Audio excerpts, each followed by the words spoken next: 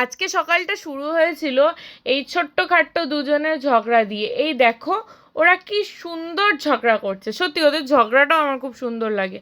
আগে তো দুজনে একসাথে থাকতেই পারতো না, তাও এখন দেখছি দুজনে দুজনকে একটু একটু চিনেছে। তারপর এই দেখো আমার লসগুলো আমাকে কি পরিমাণ বিরক্ত করছে। সত্যি যদি আমার এটার কথা মনে থেকে থাকে আর কোনো দিন আমি লস কাটতে যাব না।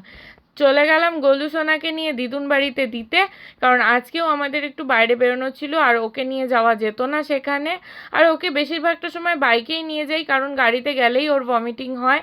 তোমাদের দাদার ছিল আজকে শরীর প্রচণ্ড খারাপ, হয়তো তোমরা ওর চোখ মুখ দেখেই বুঝতে পারছো, ভীষণ জ্বর, অ্যান্টিবায়োটিক খেয়ে খেয়ে চলছে। তারপর ওর আবদারে একটু ম্যাগি বানিয়ে নিয়ে গেলাম দোকানে। এই যে দেখো আন্টিকে ধরিয়ে দিলাম আমি ম্যাগি। তারপর তোমাদের দাদা বসে পড়লো তোমাদের জন্য একটা রিভিউ রেডি করতে। এখানে দেখো কি সুন্দর রিভিউ দিচ্ছে, আহা কি সুন্দর কি সুন্দর। তারপরে দিয়ে দিল আন্টিকে, আন্টিও খেয়ে নিল। আর এই যে অসুস্থতার মধ্যেও ওর বদমাশি তো কোথাও যাবে না। এই দেখো গার্ডার দিয়ে খেলছে, কীরকম পাগলামো করছে। আসলে কি বলো তো, ওর না প্রচণ্ড ধৈর্য শক্তি, যেটা আমি বলবো আমার পক্ষে তো অসম্ভব, আমার মধ্যে তো নেই।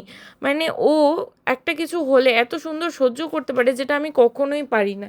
চলে গেলাম আমাদের সেই দরকারি কাজে।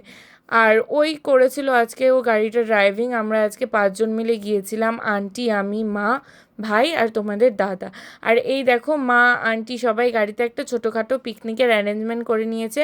বাট আমি সেটার মধ্যে কোনো দিক থেকেই ছিলাম না, কারণ আমি পেট ভর্তি করে তৎক্ষণাৎ খেয়ে বেরিয়েছিলাম। আমার পক্ষে সম্ভব ছিল না ভাই কোনো পিকনিকের মধ্যে নিজের কন্ট্রিবিউশন বা যোগদান দেওয়া। আর এই দেখো এখানকার রাস্তাগুলো কি সুন্দর। দোকানে এসে একটু চা খেয়ে নিলাম। আজকে তোমাদের দাদা বাড়ি চলে গিয়েছিল, ওর শরীরটা খুব খারাপ ছিল, আগেই বলেছিলাম। তারপর বাড়ি ফিরে আসলাম, ফিরে এসে স্নান ধান সেরে নিলাম।